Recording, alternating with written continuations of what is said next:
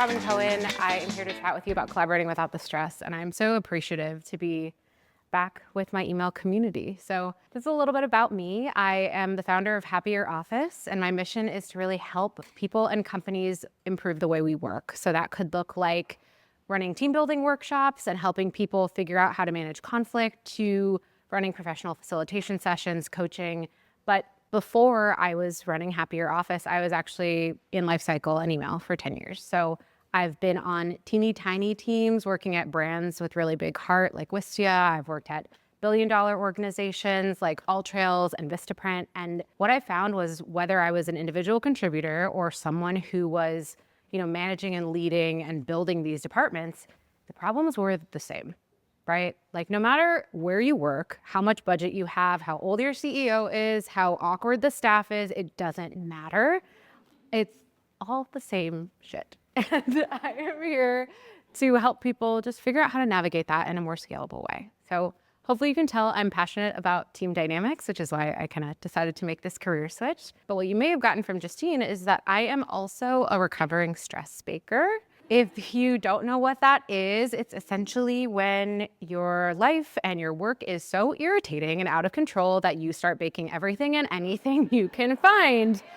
Yes. Thank you. So wide variety of foods. It's before lunch, right? Figured might as well get your salivating. Is that ew? I hate that word, but here we are. But basically what it comes down to is that things in baking are really controlled and measured. So when they're out of control at work, baking helps you feel a little less bad about that. So this is a really technical graph. You're going to want to write this down for sure. This is my stress compared to what I'm making with a project stage. So at the start, I'm making pretzels. It's very easy. Then things get a little calm after kickoff. We have a creative review, design review, love my creatives, make some cookies, and things are going well, right? The project's chugging along, you're about to ship it, and then you're 90% done and your VP blows everything up. This is when I'm tempering chocolate, I'm making donuts, I'm making pastry cream. I am doing anything I can to not lose my mind. And then things calm down again, right? They always do. We'll end up QAing a lot, I'll make some bread, and then we have a lunch. But in all seriousness, you can't be a good baker unless you understand the fundamentals. So you're gonna wanna read the recipe, mise en place, which is like a fancy French way of saying get all your stuff on the counter, basically. You want to mix everything up, taste and adjust, and then share it with your friends. And you may be thinking like, Robin, I did not sign up for a baking lecture, what are we doing here? But I'm here to tell you that these fundamentals actually have a lot of parallels to work. So this is actually our agenda we're going to cruise through. We're going to talk about how to get alignment, communication, feedback, trust, and buy-in. And we'll kind of go through this with a lot of pictures of cookies and things to get you hungry before lunch. So the first step to any successful recipe or project is that you have to understand what you're doing. So this is a picture of my grandma's fruit leather recipe. It's, for people who don't know, it's basically fruit. Imagine you're making jam. You take sugar and a bunch of fruit, you boil it down, and then you puree it, spread it out in a pan and bake it. Very simple, right? In concept, it's not that big of a deal.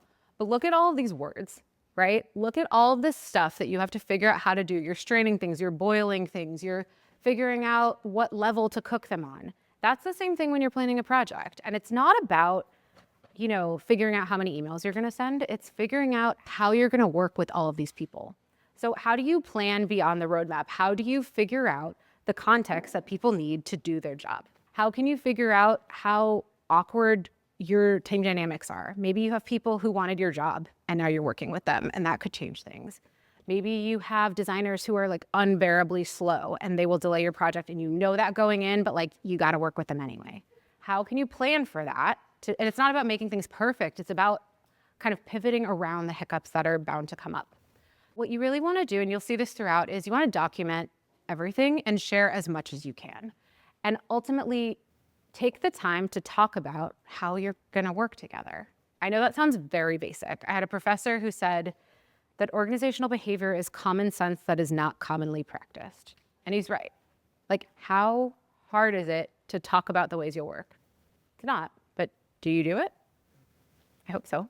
Hopefully after this talk you will. Once we figure out what our recipe is, we're gonna get alignment. We're gonna get all our ingredients on the counter, our eggs, our flour, our sugar, but not just the container of the sugar. We're gonna measure it out.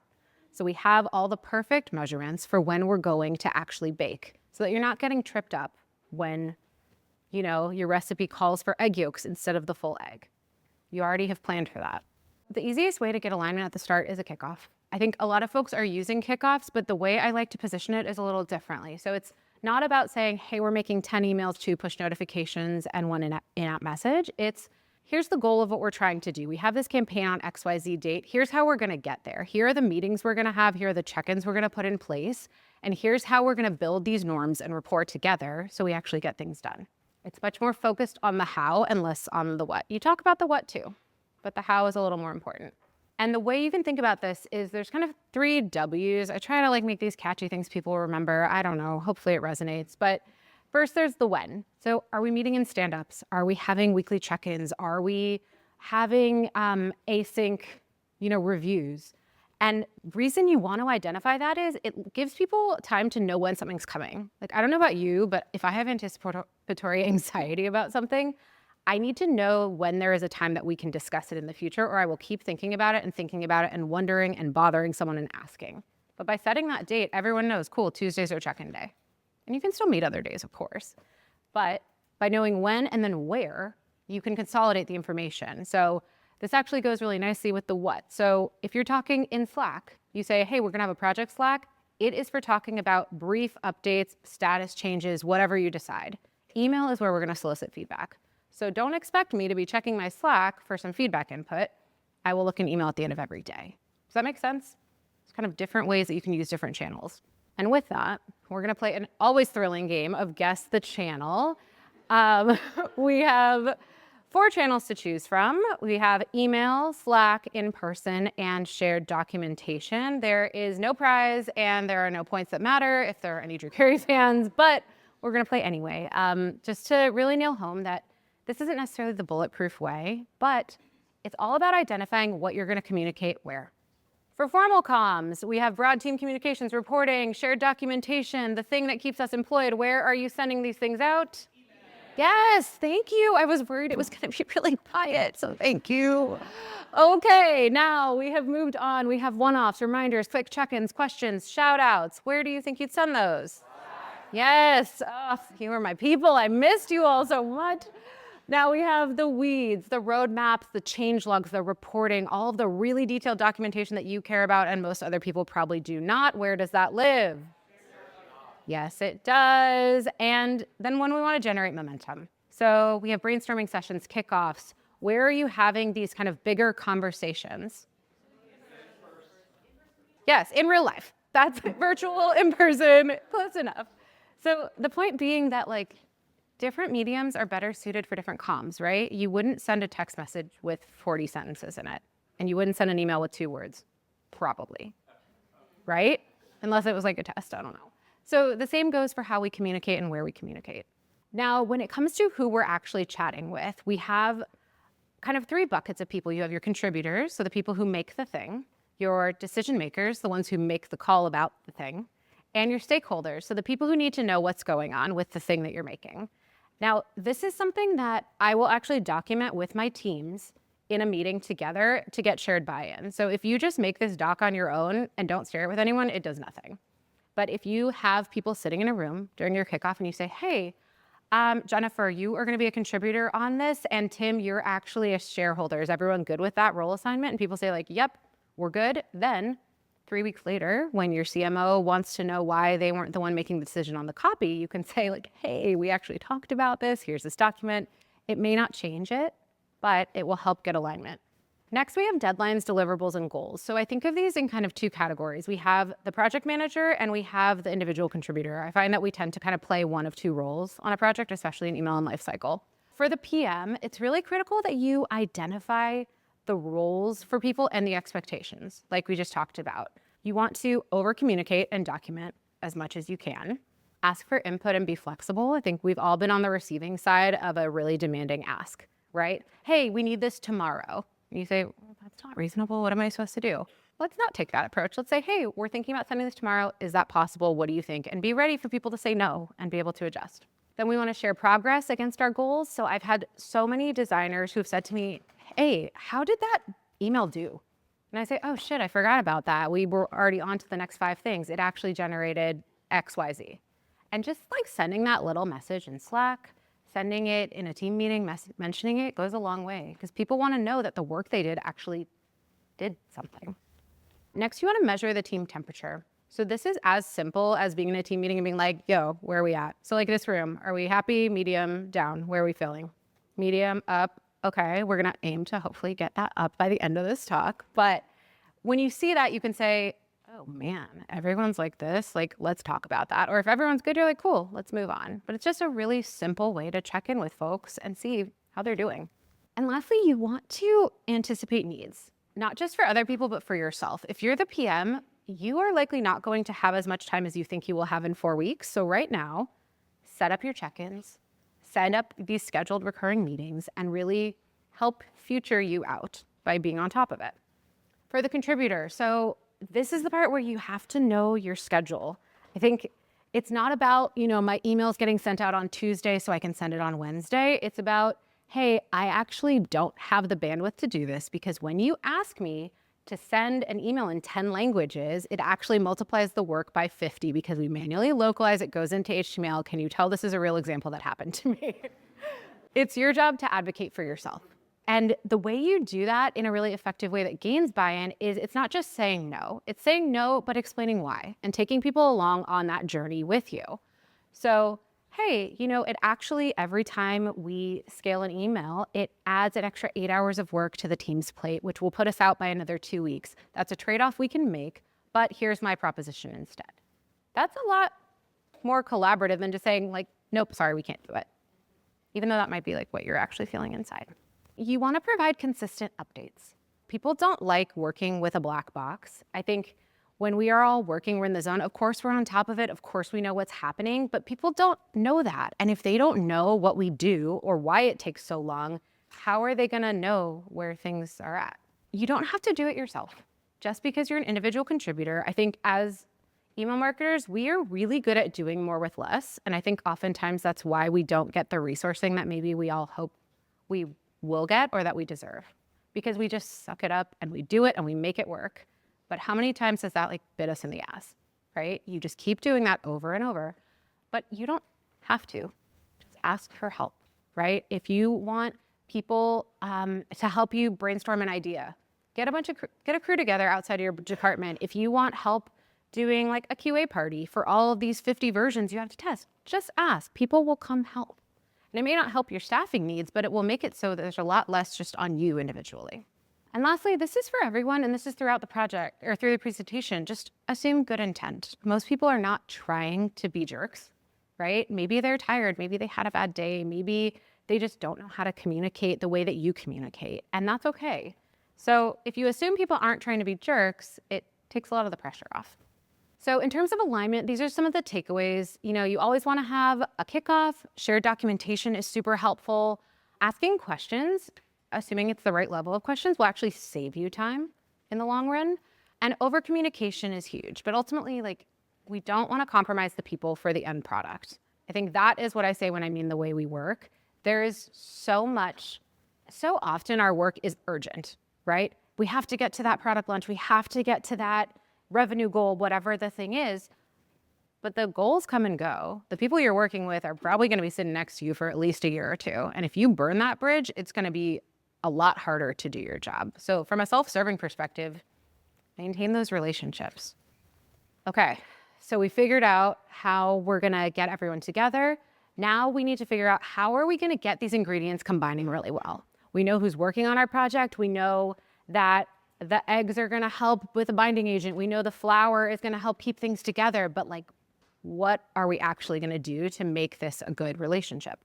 So with a project, I think of it in kind of 2 ways. We have hard skills and soft skills. The hard skills are what we do: the coding, the developing, the illustrating, the QA.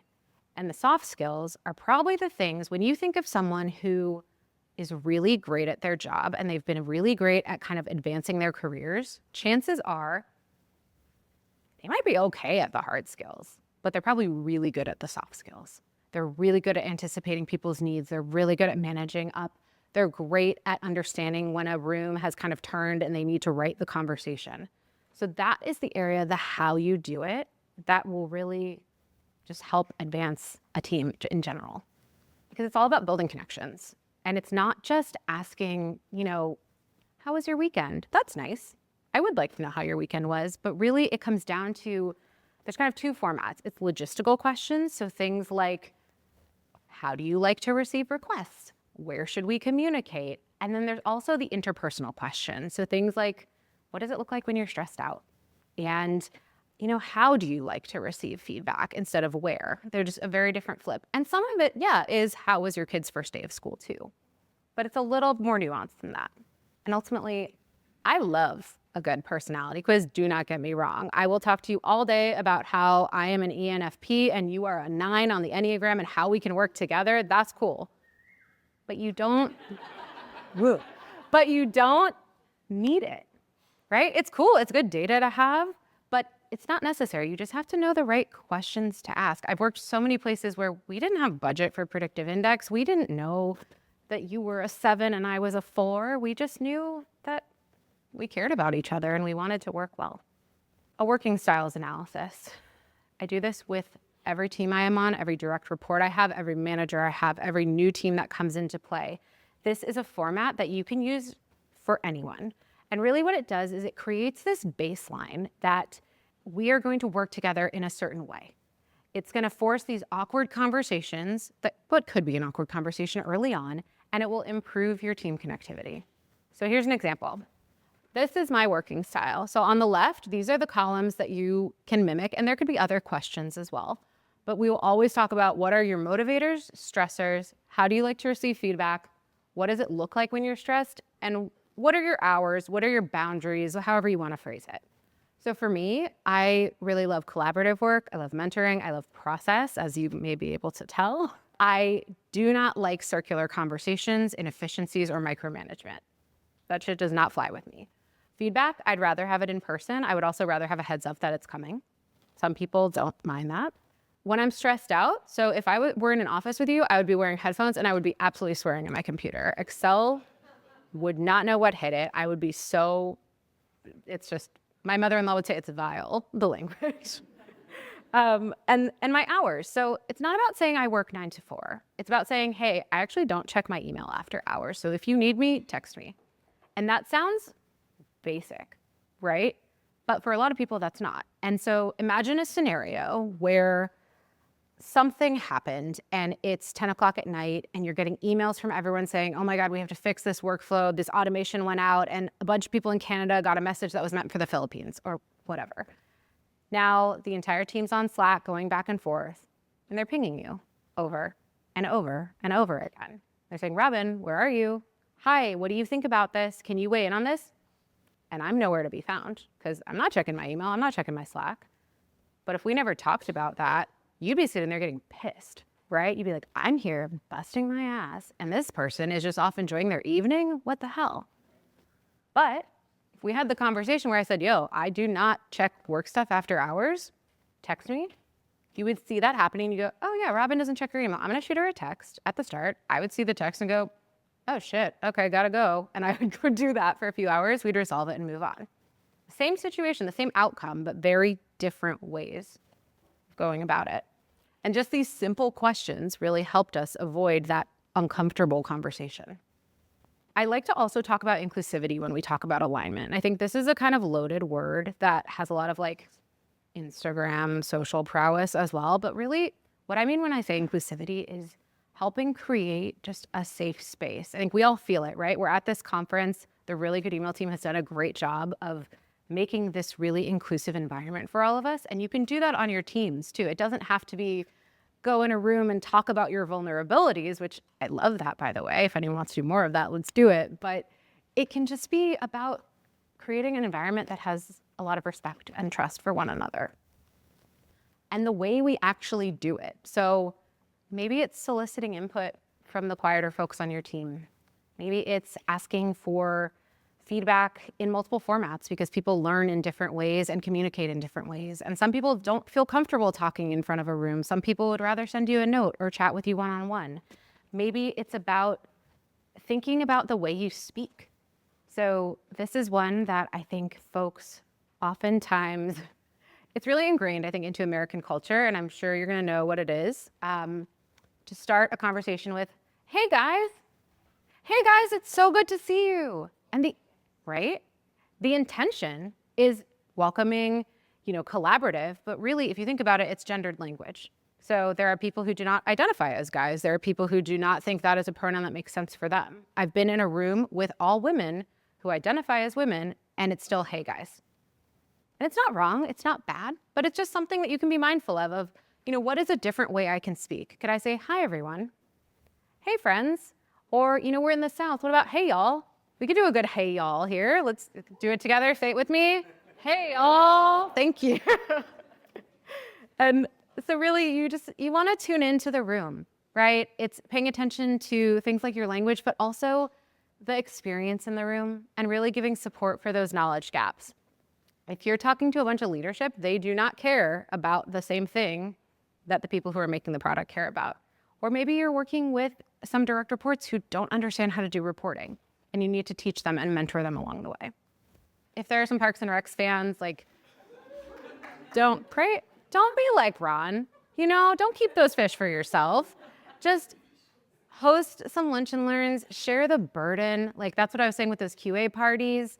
Maybe make those teaching exercises. So I had some directs when I worked at All Trails who were wonderful humans, hated reporting, absolutely hated it, did not know what to do with it. And instead, we kept finding ourselves in this scenario where the CMO would send a request and say, hey, so-and-so, how did this do? And they would clam up and they wouldn't respond. And then they would ping me an hour later and be like, shit, what do I do? I'm like, dude, we do this every week. Let's figure it out. But ultimately what I realized was I had to teach them. So I designed exercises that simulated what the execs would say. I gave it to them as homework. They had a chance to walk through it. Then we talked through it in a low pressure environment to really help bring their skills up to where we were hoping they would be. It's not hard, it's not groundbreaking, but it takes time and it takes intention. Share your best practices, because to know what your team needs, you have to know your team. For communication and rapport, let's think about interpersonal work. It's as important, if not more important, than the logistical work. The way the work gets done will stick with you longer than the email you wrote, the copy that you had to draft, the reporting, the metrics. And if you invest in the people and the team, ideally, the work will get better and better, right? You'll have less turnover on your teams. You will have people who actually will fight for you, right? I was about to go on maternity leave and we had a last minute ask, I think I was 39 weeks pregnant, and we had an ask for an email to go out 3 days later that was very highly technical, had a lot of dynamic content. And I remember going to my designer and writer and being like, I am so sorry, but can we make this work? What do you think? And we all had that initial we don't want to do this. But they did it. They fit it in because we had a really strong relationship and they wanted to make it work because we had mutual respect. Ultimately, just be a human. Don't be a box. Be a human, people want to work with people. We all want to feel respected. We all want to feel valued. We got everyone together. We figured out how we're going to communicate. But things don't always go to plan, right? Maybe it's so humid out because you're used to living in Boston and you don't know what this humidity is, but it really is messing with your hair and your baked goods, and you want to add some more flour, right? Because your batter is too soggy. Maybe the recipe called for chocolate chips, but you also want to add pretzels because that's delicious, salty, sweet, why not? That's where feedback comes in. And with your teams, you want to think about feedback in kind of two ways. So in the light blue, you'll see kind of the things you say. Have you tried approaching it this way? This is horrible. And then the things you don't say are in the darker blue. The nonverbal cues. This is why asynchronous communication is so challenging, because you lose the nonverbal cues. When you're typing something, it's really easy to misinterpret it. I'm sure we've all been on the receiving side or sending side of an email that you wrote that you thought was really pithy, and then someone reads it and they're like, how did you let this go out the door, right? Because they don't have the tone, they don't have the context. I grew up doing theater, and we would oftentimes use an exercise where you would have to say the same thing over and over in different ways. Great work. Could mean a lot of different things. If I come up to you and I say, Julie, great work. Thanks, right? But if I look at you and go, great work, Julie. Same sentence, very different interpretation. So think about the context you're setting every time you're communicating. And this is how you make space for feedback, right? It's one thing to talk about it, but what do you actually do with it? It's like, can you whoop your feedback? I don't know if that ties in, but like, how do you actually put it into practice? Just ask people. A lot of this is like basic human stuff. Ask. Offer up that you would like to receive some feedback. So instead of just jumping into a conversation saying, hey, I really have something I need to tell you. What if you said, hey, look, I'm really looking to improve my management and my presentation skills. And I would appreciate if, and this is a true thing, anyone in this room, if you have feedback for me, please let me know. Could you, think about it and maybe next week get back to me with some things I could do to be better? If someone comes up to me and says that, and then the next week they say, hey, I was hoping we could have a little talk about XYZ, I'm going to be way more receptive because they're willing to listen as well as talk. The third bullet here, so if you're not sure if it's appropriate to provide feedback, ask. If you're in a creative review and someone's showing something and you think it looks terrible, but you don't know if now's the right time, just say, hey, I really appreciate you walking through this. I was curious, are you in a place where it makes sense to provide feedback right now, or should we wait until a later iteration? That's a very respectful way of asking without just inserting your opinion. Ultimately, it comes down to providing constructive, calm, respectful feedback. The tenets I like to live by are you want to critique the work and not the person. If you critique the person, they are going to get defensive. They are not going to hear it. But if you critique the work and you assume good intent, that's going to be a very different conversation. This formula honestly can work at work. It can work in your personal life. It can work anywhere and everywhere. This may not have been your intent, but when you did X, Y, Z, or when X happened, it made me feel this way, or it had this result. A real life example. So while I work for myself, I still have a boss. She is, she's very nice, but she's also really demanding and really bossy and pretty volatile. And it doesn't help that she's also 2 years old. So oftentimes she is the boss in our house, right? And we found ourselves in a scenario that we really just had to discuss. And it came down to the fact that, I kept making her food and it kept ending up on the floor and I was really sick of it. And so we had this talk. Really what it came down to, if we're going to go into like sentence diagramming, is you're going to talk about how you can disarm and de-escalate. And hopefully this works. Sometimes it works with a 2-year-old. Usually it works with an adult. But you would look at it and you'd say, hey, this may not have been your intention. It's a very soothing phrase because it shifts the focus. It's not saying you threw your grilled cheese on the floor. It's, hey, this may not have been your intention, but the grilled cheese ended up on the floor. It's a very different way to talk, right? You identify the issue. So when you threw your grilled cheese on the floor repeatedly after asking me to make you a grilled cheese, the impact was it made me feel like I was bad at making a grilled cheese.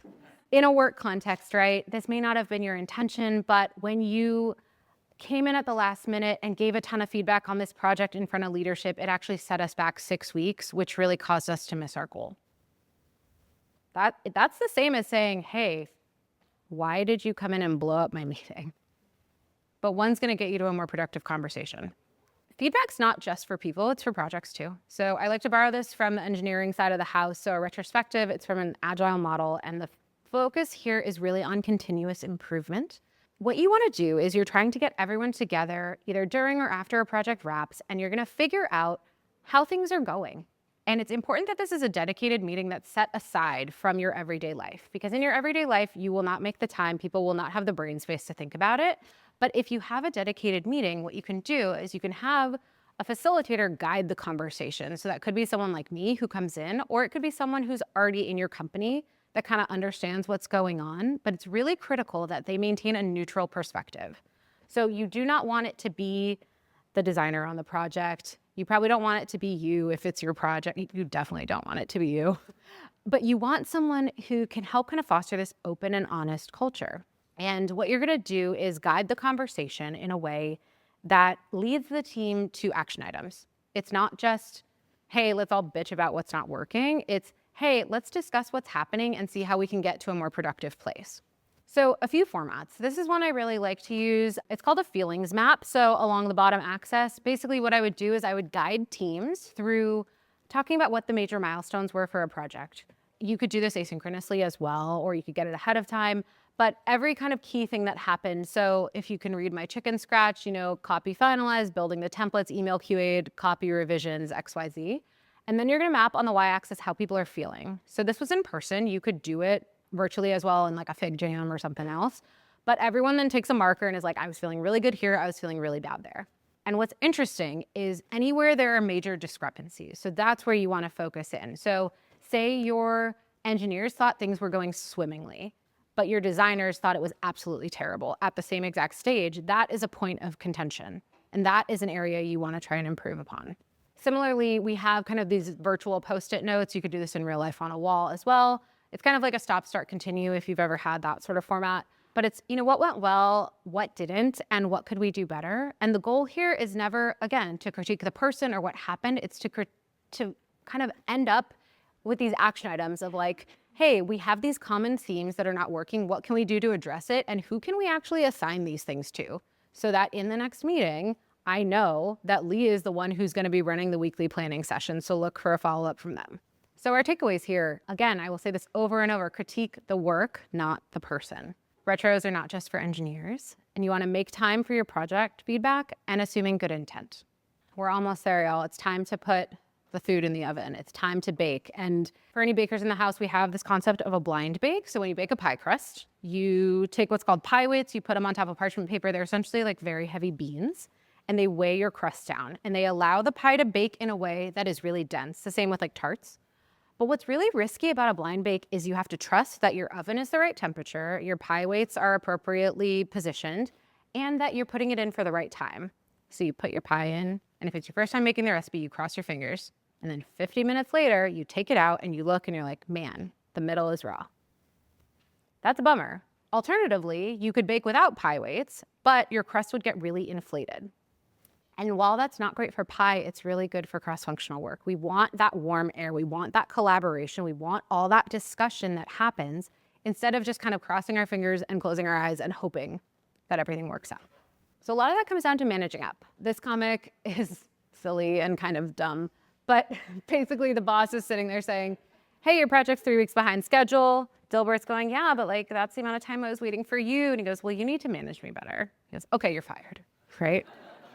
So while we all probably have wanted to do that in the past, that's not what managing up is. Managing up is really understanding what someone is looking for and anticipating it based on what they need, right? So what does your manager care about? What are their weaknesses? What are their styles? This is a definition from UC Berkeley. And they say it's all about using the information to create a healthier working relationship. An easy way to do this in the email lifecycle world can be a weekly update, especially if you're running like really long projects, like say an onboarding overhaul where you're going to be doing this for 6 months. People want to know what's going on. So consistently update whoever the stakeholders are. It could be an email that goes to 30 people. I don't know how big your org is, but ultimately what you want to do is keep it high level. What happened last week? What's coming next? What are our blockers? What are our feedback? Maybe any shout outs for like people who are doing really great work. Even if you think no one's listening, keep doing it. I got to a point where when I was working at Wistia, we were, I think, on like month 3 of an overhaul, and I just like had been sending these emails, and no one responded. And it was so discouraging that I just started adding snarky stuff in the bottom. And I'd be like, P.S., is anyone reading this? Bueller, hello, like, can you tell me if you like this? Is there a brown cat in this paragraph? Like, anything to get people's attention. Every once in a while, I'd get a response either from our CMO, our VP, a designer, and say, hey, I never respond to this, but this is really helpful. Please keep sending these. I want to know what's going on. So of course, solicit feedback and ask if it's not working, don't do it. But things are happening behind the scenes that you may not realize. Managing up is also about preparedness. So it's about knowing your audience, anticipating their needs, and then creating and delivering value. So if your manager does not care about, I don't know, your open rates, why are you sharing your open rates with them? Maybe they really care about the revenue impact. So if you know they're going into a conversation on Tuesday afternoon with the CEO about the revenue driving activities from the week, can you proactively send that on Monday afternoons and say, hey, I know you're going into this conversation. I want you to have the data. Here's what happened, and here's what you need to know. And your benefits, right? So it allows you to demonstrate control and enact influence. By doing this, you are actually helping to level up yourself because you are helping your manager before they even know you need it. It's like life cycle. We're trying to anticipate what people want before they know they need it so we can encourage them to buy the thing or adopt the feature. Same thing. Help grow your influence by managing up. Hopefully people can chill out. The conversations will help with accountability. It opens up opportunities for feedback. And ultimately, it will mitigate scrambling because hypothetically, and it's not always bulletproof, hypothetically, if everyone's in the know of what's going on, there should not be scrambling that happens if everyone's acting rationally, which is not always the case. We've done a lot, right? We baked everything. Now we have this tray of cookies and they look delicious, but if we eat them all, we will definitely get a stomachache. So we need to share them. Let's share them with our friends. So let's share the work we've been doing. We do so much work and it is so hard to get all of these people together and do it effectively. So let's talk about it. Let's give people recognition that they deserve. Maybe it's little props in a team meeting. Maybe it's an email to a stakeholder because you want to highlight what's been going on. Maybe it's, this is revolutionary, but maybe it's actually talking to their manager.